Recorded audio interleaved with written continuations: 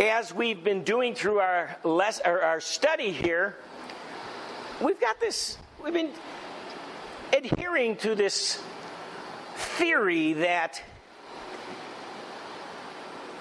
the book of Revelation follows this pattern, that each Hebrew letter is significant and supplies a structure for the chapters, 1 through 22. There's 22 letters.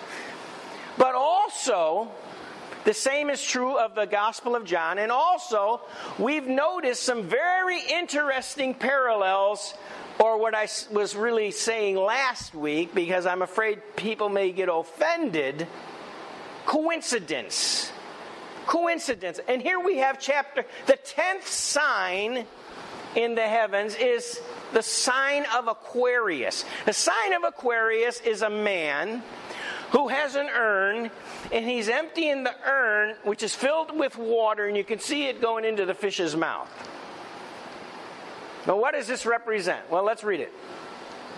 Because by the way, Revelation chapter 10, the point of Michael coming to John is to say, here, the seal's off, here's an understanding of a prophecy, now you must prophesy again to the people. What is he prophesying about? All those judgments associated with the book of Revelation. So, judgment, right? Let's look at this sign here. Anciently, the constellation Aquarius was associated with the great deluge. That's the flood. Okay, now this is not just a biblical story. This is all over in ancient religions. Ancient religions record a great flood that destroyed the whole earth. It's not just biblical. So anciently, this constellation was associated with this great flood or deluge of judgment that swallowed up the earth, overflowing the land with water. The star in the man's right shoulder, so the man's looking like this, so it would be this shoulder, right? The star in his right shoulder is Sod al-Melech, which means the record of the pouring forth.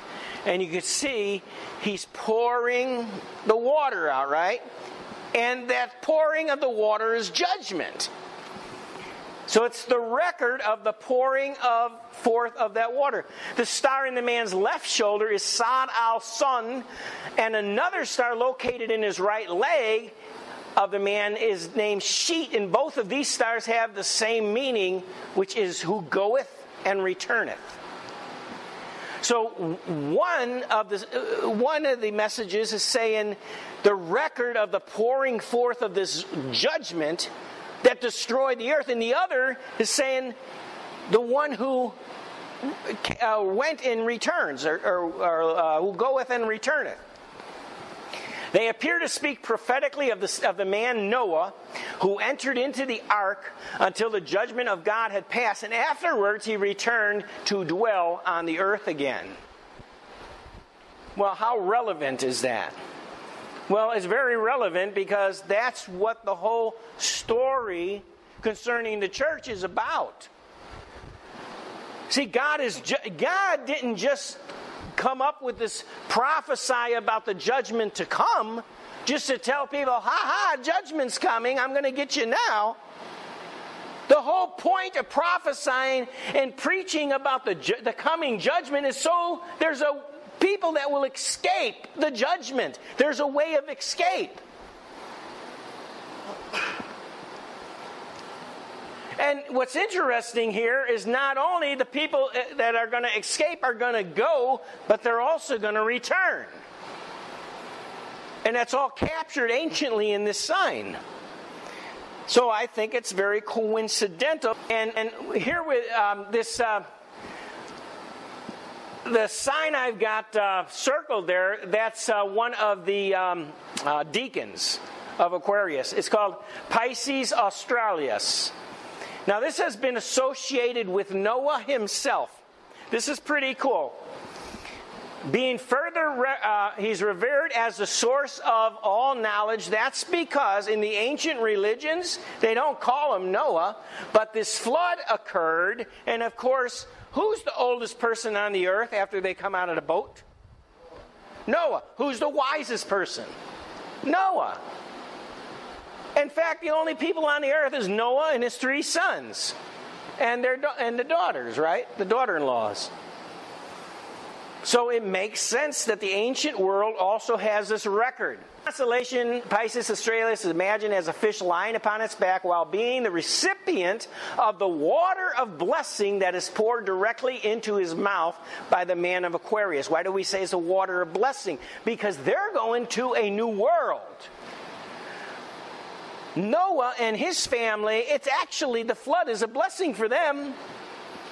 Because all the evil is going to be wiped out. They're going to a new place. Just like the judgment that's coming upon the earth is actually a blessing for all of us who are escaping. We're not going to be here for the judgment, and when we come back, it's all going to be done with, and it's going to be a great place. Satan's going to be bound.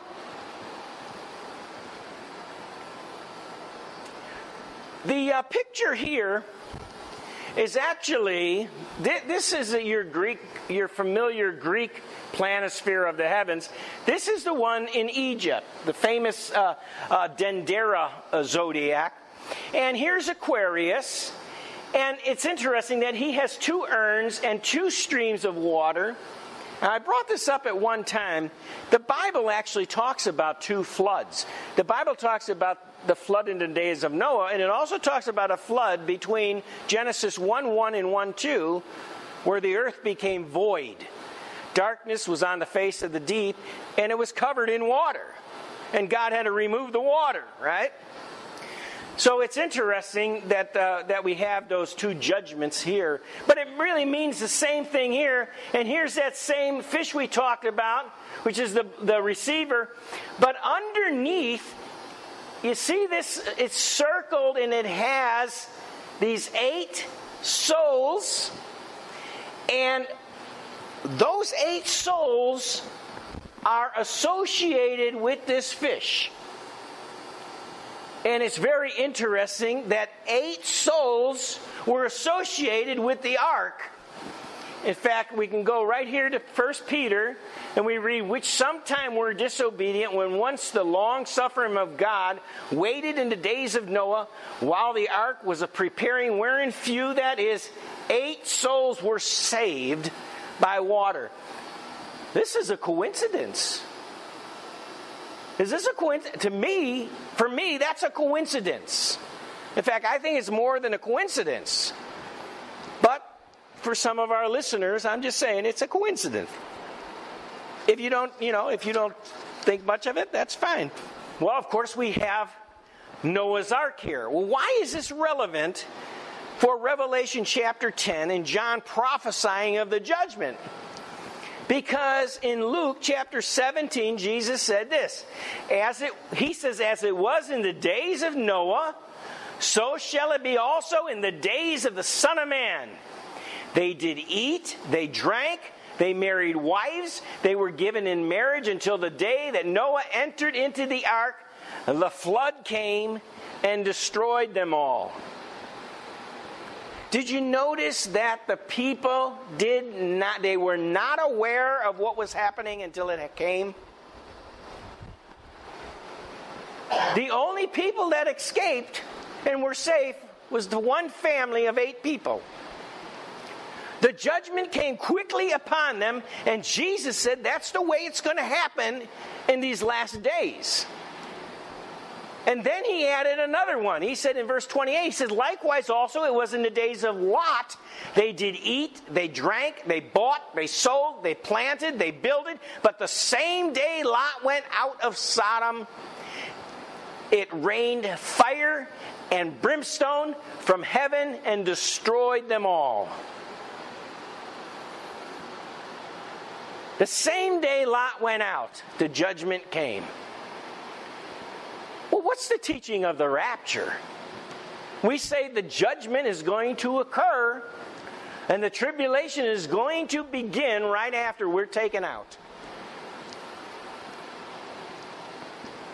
And there's still hope for people that are going through it, that they can be spared just like Noah was spared.